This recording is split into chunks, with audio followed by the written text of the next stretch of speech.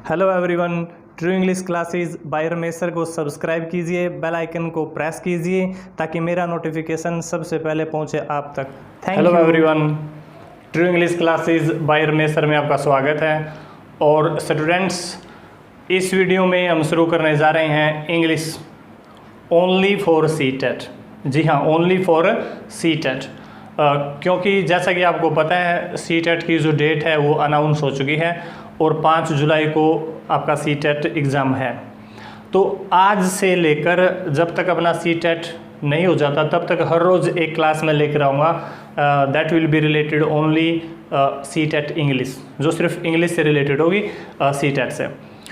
और सबसे पहले हम शुरू करने जा रहे हैं प्रीवियस एग्ज़ाम्स, जैसे 2019 में जो हुआ था, 18 में जो हुआ था, 17 में जो हुआ था, इस प्रकार के एग्ज़ाम हम शुरू करने जा रहे हैं।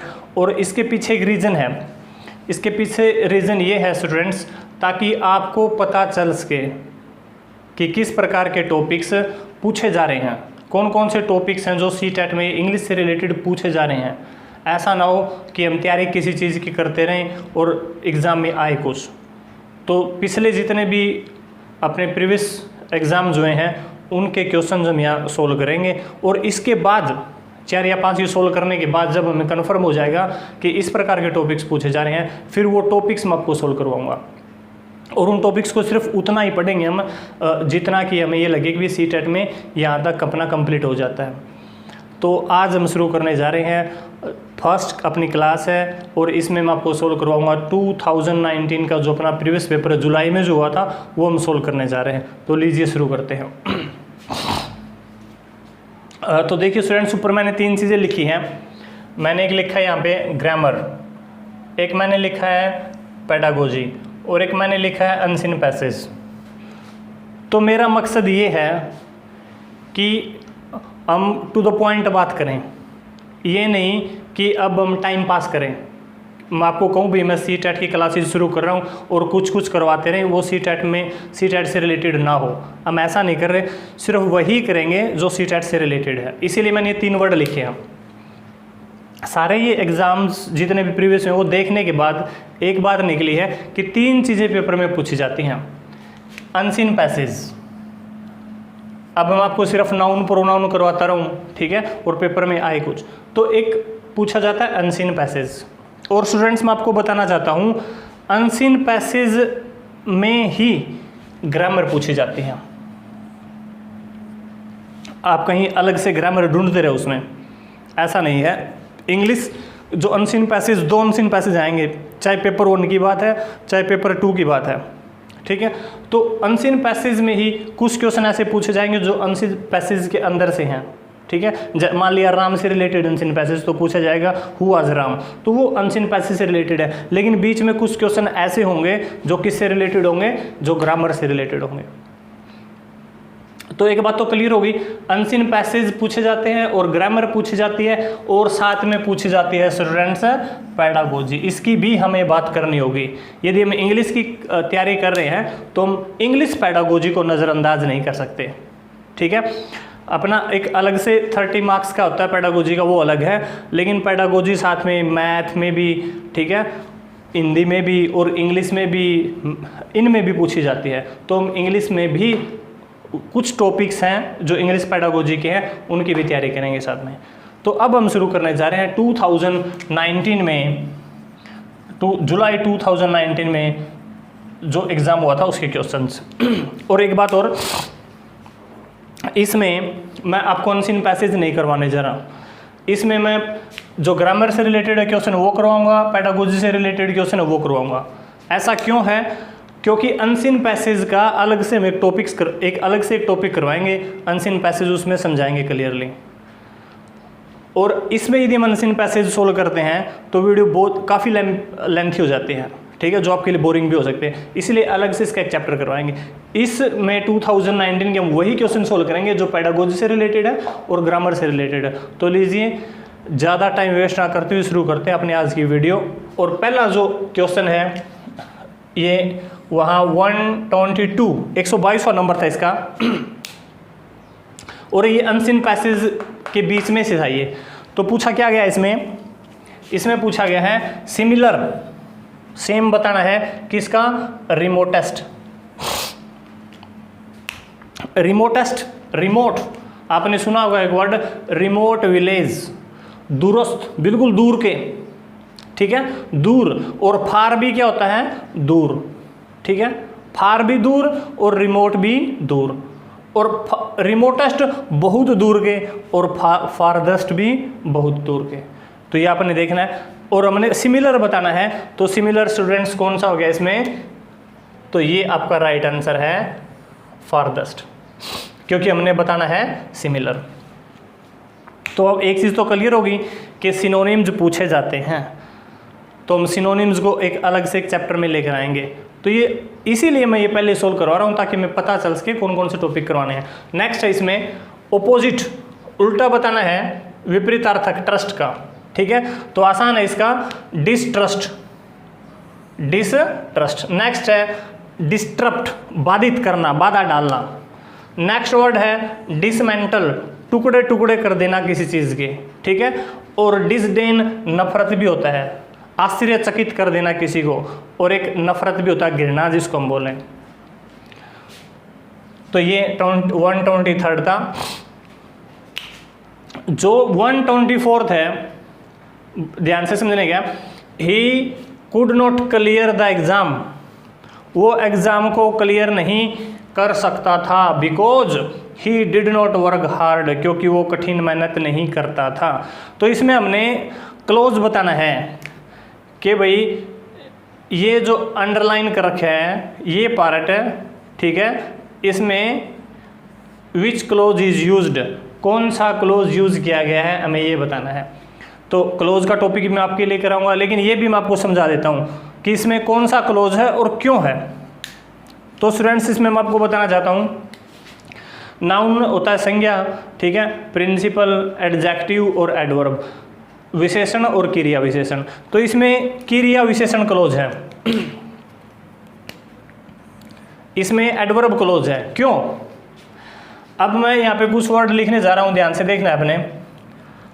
मैंने एक वर्ड लिख दिया प्लेस, एक वर्ड मैंने लिख दिया टाइम, एक वर्ड मैंने यहाँ लिखा कंपैरिजन, ध्यान से देखना है आपने। एक वर्ड मैंने यहाँ लिख दिया रीजन, REASON, ठीक है। Place, time, comparison, reason. एक मैंने लिख दिया यहाँ कंडीशन। क्या बताने जा रहा हूँ मैं आपको, कोई भी ऐसा वर्ड मिले, कोई भी जो स्थान की ओर संकेत करता है, वो एडवर्ब क्लोज होता है।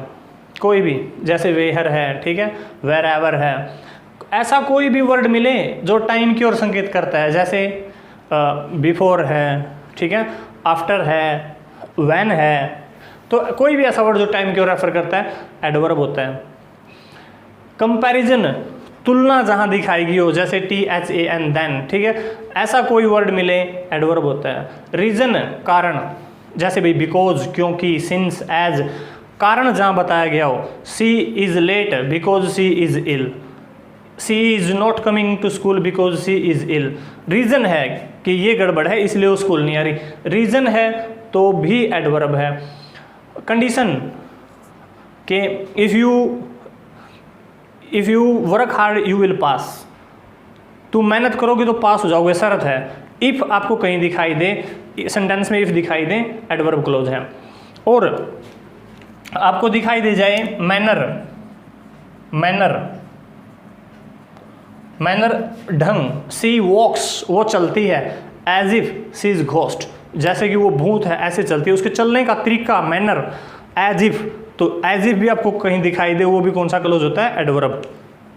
तो ये तो मैंने आपको इस सेंटेंस के बारे में बताया है, ठीक है। और मैंने ये भी बता दिया कि किस तरीके से आप एडवर्ब क्लोज को आइडेंटिफाई कर सकते हैं, ये बताया। लेकिन क्लोज का चैप्टर मैं आपके लिए अलग से लेकर आऊँगा, ठीक है। और सिनोनिम्स, एंटोनिम्स अलग से इंपॉर्टेंट है, वो मैं आपको करवाऊंगा। तो ये करवाने का मेरा माध्यम या मेन जो पर्पज़ है वो यही है, आपको ये बताना कि किस प्रकार के क्वेश्चन इस एग्ज़ाम में पूछे जाते हैं इंग्लिश के। तो इसमें एडवर्ब क्लोज हुआ, ये जो लास्ट पार्ट है एडवर्ब क्लोज है। और जो दूसरा पार्ट होता है स्टूडेंट्स, मैं आपको बता दूं, जो रहता है फिर वो हमेशा प्रिंसिपल क्लोज होता है। ठीक है, एक पार्ट हमें पता चल जाए कौन सा है, तो दूसरा तो जो रहता है वो हमेशा प्रिंसिपल क्लोज होता है। 125 मैं आपको करवाने जा रहा हूँ। अंडरलाइन कर दिया इन्होंने, द सडन राइज अंडरलाइन कर दिया, and fall of prices underline कर दिया, मेक ए बिजनेस अंडरलाइन किया, वेरी अनसर्टेन ये भी इन्होंने अंडरलाइन किया। तो इसमें हमें बताना क्या है, find out which part has an error, हमें ये बताना है कौन से पार्ट में एरर है, कौन से पार्ट में गलती है। तो ये एरर देखने के लिए आपको जो पार्ट्स ऑफ स्पीच के 8 चैप्टर हैं, जैसे नाउन, प्रोनाउन, एडजेक्टिव, एडवर्ब, ये आपको आने चाहिए। साथ में आर्टिकल्स भी आपको आने चाहिए, ताकि आपको पता चल सके पार्ट में कहाँ गड़बड़ है। प्रीपोजिशंस भी आपको आना चाहिए, कहाँ गलती है एरर के लिए। तो इसमें हम देखते हैं the sudden rise and fall, fall of कभी नहीं होता, फॉल इन होता है, याद रखना आपने, फॉल इन गिरावट आना, फॉल ऑफ नहीं होता स्टूडेंट्स। तो क्या होता है, फॉल इन, फॉल इन किसी चीज़ में गिरावट आ जाना, और यहाँ गिरावट किस चीज़ में आई है, प्राइसेस में आई है, रेट में आई है। तो यहाँ पे कौन सा पार्ट राइट, कौन से पार्ट में गड़बड़ है, बी पार्ट में। तो बी पार्ट को वहाँ सर्कल करेंगे कि बी पार्ट इसका राइट है। नेक्स्ट है जो अनसीन पैसेज के बीच में दिया गया था, सिमिलर ऑफ ट्रेडमार्क, ट्रेडमार्क का सिमिलर बताना है। सिमिलर मतलब सेम, वैसा ही। तो ऑब्जेक्ट नहीं है, सब्जेक्ट नहीं है, तो आपने सुना होगा ट्रेडमार्क है भाई, ये चीज़ ब्रांड है, तो कौन सा हुआ इसमें, ब्रांड, ये हुआ ट्रेडमार्क। नेक्स्ट है ऑपोजिट बताना है वंडरफुल का, वंडरफुल है भाई, रिमार्केबल है, ठीक है, लेकिन उल्टा बताना है तो क्या हो गया, अनरिमार्केबल।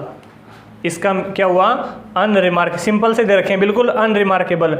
डिफिशियंट होता है कमी किसी चीज़ की, इनसफिशियंट होता है अभाव हो जाना, और सेपरेट होना, अलग होना किसी चीज़ से, उससे सेपरेट हो गया भाई, अलग होना।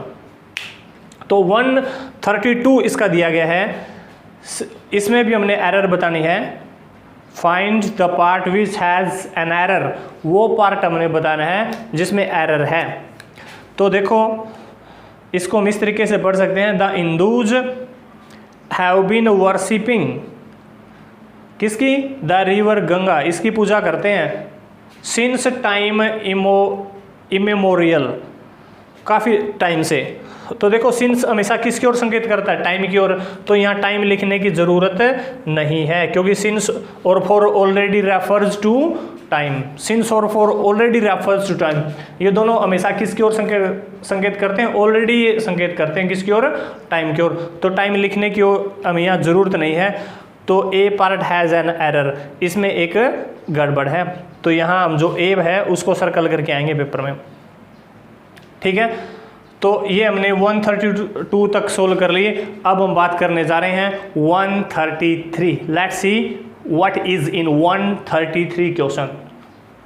133 जो क्वेश्चन है, 133वां जो अपना क्वेश्चन है, उसमें क्या पूछा गया है, द स्टडी ऑफ वर्ड्स, कुछ जो वर्ड्स हैं वो कंबाइन करते हैं, कंबाइन इकट्ठे फॉर्म निर्माण करते हैं किसका, फ्रेज का, ठीक है। फ्रेज मिलके बना देती है क्लोज को, और क्लोज इकट्ठे होके बना देते हैं सेंटेंस को, ठीक है। तो ये प्रक्रिया, ये जो प्रोसेस है, इज़ नोन, किस नाम से जानी जाती है, ठीक है। जैसे कुछ वर्ड्स कंबाइन होके फ्रेज का फॉर्म करते हैं, और फ्रेज किसको फॉर्म करती है, क्लोज को, क्लोज किसको, सेंटेंस को। ये प्रोसेस है, ये जो स्ट्रक्चर है, ये किस नाम से जाना जाता है। तो इसमें 4 दिए गए हैं, सिंटैक्स, कोलोकेशन, कोलोक्वल और सिमेंटिक्स, ठीक है। तो मैं चारों के बारे में बताऊंगा आपको, लेकिन इसका जो राइट आंसर है वो है सिंटैक्स। सिंटैक्स में जो स्ट्रक्चर है कि भाई किस प्रकार हम वर्ड से फ्रेज, क्लोज, सेंटेंस, और साथ में करेक्ट यूज ऑफ वर्ब, ये सारा स्ट्रक्चर किस में आता है, सिंटैक्स में आता है। कोलोकेशन में इसमें 2 वर्ड्स का स्ट्रक्चर होता है। जैसे मैं एग्जांपल देता हूँ आपको, अर्ली राइजर, अर्ली राइजर, ठीक है। दो वर्ड का ऐसे दो वर्ड होते हैं जैसे लेट स्लीपर, जो इस प्रकार के वर्ड्स हैं वो क्या माने जाते हैं, कोलोकेशन माने जाते हैं। और कोलोक्यूल क्या होता है, एक प्रकार के स्लैंग वर्ड्स होते हैं, एक्सप्रेशन एक प्रकार के हम बोल सकते हैं। जैसे मैं आपको एक वर्ड लिख के दिखाता हूँ फैम, लेकिन इसको हम पूरा क्या मानते हैं, फैमिली, ठीक है। तो इस प्रकार के जो वर्ड्स हैं जैसे गोना, ठीक है, और जैसे बिकॉज को शॉर्ट में लिख दिया, ये जो एक्सप्रेशंस हैं ये सारे किस में माने जाते हैं, कोलोक्यूअल वर्ड्स माने जाते हैं। अब सिमेंटिक्स क्या होता है, सिमेंटिक्स स्टडी है। सिमेंटिक्स इज स्टडी, किसकी स्टडी है भाई, ये वर्ड्स की। जहाँ वर्ड्स की स्टडी की जाए और फ्रेजेस की स्टडी की जाए तो वो जो प्रक्रिया है, वो जो प्रोसेस है, is known as semantics. Semantics, ये सिमेंटिक आ सकता है, 4 ऑप्शन दे दिए जाएंगे उसमें। तो study of words and phrases is known as semantics, ठीक है। और ये जो स्लैंग जो शॉर्ट फॉर्म्स टाइप है ये कोलोक्यूल, और जो दो वर्ड्स का ग्रुप है अर्ली राइजर, लेट स्लीपर, इस प्रकार के वर्ड कोलोकेशन कहलाते हैं। और सिंटैक्स में आपको वर्ड्स से फ्रेज, फ्रेज से क्लोज, क्लोज से सेंटेंस, और साथ में राइट, मतलब राइट स्ट्रक्चर, तो ये सारा किस में आएगा, सिंटैक्स में आता है। राइट आर्ट है ये, it's an art of using correct verb, ठीक है, वो सिंटैक्स होती है। नेक्स्ट जो है इसमें 137 थी, ये उस एग्ज़ाम में आया था। तो इंग्लिश लैंग्वेज कॉन्सोनेंट साउंड कितनी है ये बताना है, मैंने शॉर्ट में लिख दिया ये। तो कॉन्सोनेंट साउंड बतानी है कितनी है, ठीक है। तो वोवल 5 है और कॉन्सोनेंट 21 है, लेकिन तो यहाँ पे साउंड बतानी है हमने। आपने सुना होगा मोनोथोंग्स, डिफ्थोंग्स, उसके बारे में की वीडियो भी बनाऊंगा मैं। तो साउंड यहाँ आपने याद रखना है 24 है। नेक्स्ट है नेशनल करिकुलम, इससे रिलेटेड हर बार एग्जाम में क्वेश्चन पूछा जाता है भाई।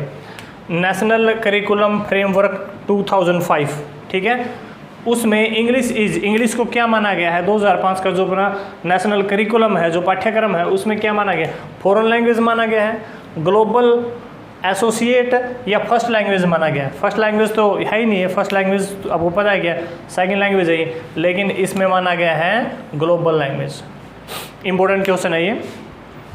और इसके बारे में जो नेशनल करिकुलम फ्रेमवर्क 2005 है, इसकी जो मेन फीचर्स है वो एक वीडियो में हम लेकर आएंगे। इसकी मेन जो बातें हैं वो उस वीडियो में हम पढ़ेंगे। नेक्स्ट है a teacher distributed some books, एक टीचर ने कुछ बुक्स डिस्ट्रीब्यूट कर दी, कौन सी क्लास में, 4th क्लास में। एंड सेड, और कहा, लेट्स रीड, आओ पढ़ें, दीज बुक्स, इन किताबों को, फॉर फन, मजाक के तौर पे पढ़ें, एक मजाक के तौर पे पढ़ते हैं इन किताबों को। तो दिस रीडिंग इज कॉल्ड, इस तरीके से किसी बुक को पढ़ना क्या कहलाता है। मैंने इसका सीधा आंसर ही लिख दिया यहाँ पे, प्री रीडिंग। कोई भी किताब पढ़ने से पहले टीचर किसी किताब को स्टार्ट करवाने से पहले जो बेस तैयार करता है, बच्चों को मेंटली तौर पे जो प्रिपेयर करता है, ठीक है, तो वो क्या कहलाएगा, प्री रीडिंग। मजाक मजाक में उनको पढ़ने के लिए तैयार कर दिया, एक भूमिका बना दी पढ़ने से पहले, फन का नाम लेके बीच में, तो ये जो प्रोसेस है प्री रीडिंग। बाद में जो इवोल्यूशन वगैरह किया जाए उसको बोलते हैं पोस्ट रीडिंग, लेकिन ये पहले की बात थी प्री रीडिंग। तो some students of class third class के कुछ स्टूडेंट्स हैं, अंडरस्टैंड्स मोर क्लियरली, बढ़िया तरीके से समझते हैं, व्हेन टीचर ओरली एक्सप्लेन, जब टीचर मौखिक तौर पर उनको बताए, लिख के ना बताए, ठीक है, वैसे जब बताए तो वो बढ़िया तरीके से समझते हैं। इस तो कौन सी आदत है उनमें, क्या चीज़ है उनमें, विजुअल क्वालिटी है, किन्स्थेटिक क्वालिटी उनमें, या एस्थेटिक क्वालिटी है, या फिर ऑडिटरी, ऑडियो आपने सुना होगा, सुनना, तो इसका आंसर कौन सा है, ऑडिटरी। यानी जब उनको बताया जाए तो और अच्छे तरीके से सीखे तो कौन सी क्वालिटी है, ऑडिटरी। अब इन तीनों के बारे में भी मैं बताऊंगा आपको। किन्स्थेटिक वो बच्चे हैं जो एक जगह न बैठे, एक जगह थोड़ी देर तक बैठे, फिर चंचलता मन में आए, फिर कहीं चले जाते हैं, फिर कहीं, और इस प्रोसेस में सीखते भी रहते हैं, इस गति में वो सीखते भी रहते हैं, चलते फिरते जो सीख जाएं, बात करते हुए सीख जाएं कहीं, तो गति, इसको बोलेंगे किन्स्थेटिक। और एक वर्ड है एस्थेटिक, इसको हम बोलेंगे सौंदर्य, ठीक है, इसका मतलब होता है सौंदर्य। और विजुअल तो आपको पता है, विजुअल करते हुए कोई चीज़ सीखी जाए तो, लेकिन यह बात किसकी है, ओरली किसी को बताया जाए तो इसका आंसर है auditory. A student speaks 4 language, 4 language वो बोल पाता but could not speak in English, लेकिन इंग्लिश में नहीं बोल पाता, तो कौन सी क्वालिटी मानेंगे उसमें? बाइलिंगुअल, जो 2 भाषाएं बोल पाए, लेकिन वो तो 4 बोलता है। मल्टीलिंगुअल, जो कई भाषाएं बोल पाए। और लिंग्विस्ट, भाषा विज्ञान, भाषा के बारे में जानकारी देना, लिंग्विस्टिक, ठीक है। और मोनोलिंगुअल, मोनो होता है जो एक ही जिसको आती हो, बाइलिंगुअल जिसको 2 आती हो, और मल्टीलिंगुअल जिसको कई आती हो। लिंग्विस्ट जो विज्ञान, भाषा विज्ञान का ज्ञान रखता हो, तो यहाँ तो उसको 4 आते हैं, तो बोलेंगे उसको मल्टीलिंगुअल। ये चारों वर्ड जरूरी हैं, अपने ध्यान रखना है। लिंग्विस्ट, भाषा विज्ञान, मल्टीलिंगुअल कई भाषाओं का ज्ञान, बाइलिंगुअल 2 भाषाओं का ज्ञान, और monolingual knowledge of only 1 language, सिर्फ एक ही लैंग्वेज का नॉलेज होना, ये क्या कहलाता है? मोनोलिंगुअल कहलाता है। लीजिए अब बात करते हैं हम 142 जो क्वेश्चन है, अब उसकी बात करते हैं। जो अपना क्वेश्चन है उसके बारे में हम बात करने जा रहे हैं। A student of 5th class का कोई स्टूडेंट है, find some difficult and unfamiliar words while reading the lesson. और जब वो लेसन को रीड कर रहे हैं तो अब उसके सामने कुछ डिफ़िकल्ट और अनफेमिलियर मतलब ऐसे वर्ड्स जो वो नहीं जानता, जो first time he is facing, पहली बार जब वो उनको देख रहा है, ऐसे क्वेश्चन आते हैं। तो व्हाट शुड ही डू, तो उसको क्या करना चाहिए? फर्स्ट, इग्नोर कर देना चाहिए उनको। नंबर 2, गैस द मीनिंग, अंदाज़ा लगाना चाहिए, what should be the meaning of this word. Ask his classmate, अपने दोस्तों से पूछना चाहिए। या फिर ask the teacher. Ask the classmate अच्छा ऑप्शन है, लेकिन फाइनल ऑप्शन नहीं है। जो फाइनल ऑप्शन है ना, उसने इग्नोर भी ये राइट आंसर नहीं है। इग्नोर करना किसी चीज़ को, खुद अंदाज़ा लगाना भी सही नहीं है। स्टूडेंट अपने कुछ टाइम के लिए बेटर हो सकता है क्लासमेट से पूछना, लेकिन जो फाइनल उसकी जो क्यूरियोसिटी है वो शांत कब होगी? जब वो किससे आस्क करेगा? Ask the teacher. This is the right answer. Next है, a teacher divides the class. एक क्लास है भाई, उसको टीचर डिवाइड कर देता है। Divide the class, ask them, और उनसे कहता है टू प्रेजेंट देयर व्यूज़, कि अपने जो व्यूज़ है वो अपने प्रेजेंट करने हैं। कौन से टॉपिक के ऊपर? सेव इन्वायरमेंट, इसके ऊपर। Students are free to plan, और वो कोई भी प्लान बना सकते हैं regarding this topic. Teacher helps them when required, facilitate, जब भी टीचर को थोड़ी लगता है इनकी हेल्प करनी चाहिए तो हेल्प कर सकता है। विच मेथड इज़ दिस, ये मेथड कौन सा है? क्लास को डिवाइड कर दिया, बच्चे फ्री हैं, कोई भी प्लान वो बना सकते हैं, ठीक है। उन्होंने अपने जो व्यूज़ हैं वो एक्सप्रेस करने हैं किस टॉपिक के ऊपर? सेव इन्वायरमेंट के ऊपर। तो ये कौन सा मेथड है? मैंने इसका आंसर लिख दिया है कंस्ट्रक्टिविस्ट। कंस्ट्रक्ट, निर्माण करना, ठीक है, निर्माणात्मक। इस स्ट्रक्चर को हम, इस मेथड को बोलेंगे निर्माणात्मक। पहले टीचर कोशिश करता है वो अपने आप कुछ बनाएं, अपने आप कुछ क्रिएट करें। जब टीचर को लगता है इनको ज़रूरत है फिर उनको कुछ समझाता है। तो इस तरीके से वो उनमें क्या कर रहा है? कंस्ट्रक्ट कर रहा है, निर्माण कर रहा है उस चीज़ का। तो ये मेथड कहलाएगा कंस्ट्रक्टिविस्ट। नेक्स्ट है स्टोरी टेलिंग, बच्चों को कहानी सुनाना, बताना उनको। लिसनिंग टू स्टोरीज, और उनसे कहानियाँ सुनना भी प्ले एन इम्पोर्टेंट रोल, एक महत्वपूर्ण भूमिका निभाता है। किस चीज़ में? ये हमने बताना है। Number 1, to learn many structure, ताकि हम उनको काफ़ी स्ट्रक्चर याद करवा सकें, लर्न करवा सकें। Present language as a whole, ताकि पूरी भाषा इकट्ठी उनको सिखा सकें, उनके सामने प्रस्तुत कर सकें। टू मेंटेन क्लासरूम डिसिप्लिन, ताकि इस माध्यम से हम अनुशासन बनाए रखें क्लास में। या फिर to help new and difficult words. तो यदि हम सोचें तो सही हैं सारे, लेकिन जिसका राइट आंसर है वो है to help new and difficult words, ताकि उनको स्टोरी बता के नए वर्ड उनके सामने लेकर आएँ, ठीक है। और जब उनसे सुने उनके वर्ड्स भी, वो कौन से वर्ड यूज़ कर रहे हैं ये भी हम देखें। तो जो मेन पर्पज़ है behind it is to help new and difficult words, उनसे नए और डिफ़िकल्ट वर्ड्स से परिचित करवाना है उनको। तो स्टूडेंट्स ये आज जो अपनी फर्स्ट वीडियो थी इट्स अबाउट सीटेट 2019 जो जुलाई में जो पेपर हुआ था वो सारे हम क्वेश्चन लेकर आए थे, ठीक है। और मैंने स्टार्टिंग में बताया था इसके पीछे पर्पज़ यही है ताकि आपको बताया जा सके कि किस प्रकार के क्वेश्चंस इंग्लिश से रिलेटेड पेपर में पूछे जा रहे हैं। सिर्फ ग्रामर वहाँ पे नहीं पूछी जा रही, ठीक है। अनसीन पैसेज आपने देखने पड़ेंगे, पेडागोजी आपने देखनी पड़ेगी, और जो अनसीन पैसेज उसके बीच में ही ग्रामर आती है। तो ये चीज़ें हमने पढ़नी है। ऐसा ना हो कि हम ऐसे टॉपिक पढ़ते रहें जो अपने पेपर में ना मिले, ठीक है। और इनके बाद ये 3 या 4 हम इसके ये बोर्ड जो पहले जो अपने हुए थे सीटेट, इनको कंप्लीट करने के बाद, ऐसा देखने के बाद कौन कौन से टॉपिक्स की हमको ज़रूरत है फिर वो हम सोल्व करेंगे, ठीक है। इसके बाद वो मैं टॉपिक लेकर आऊँगा।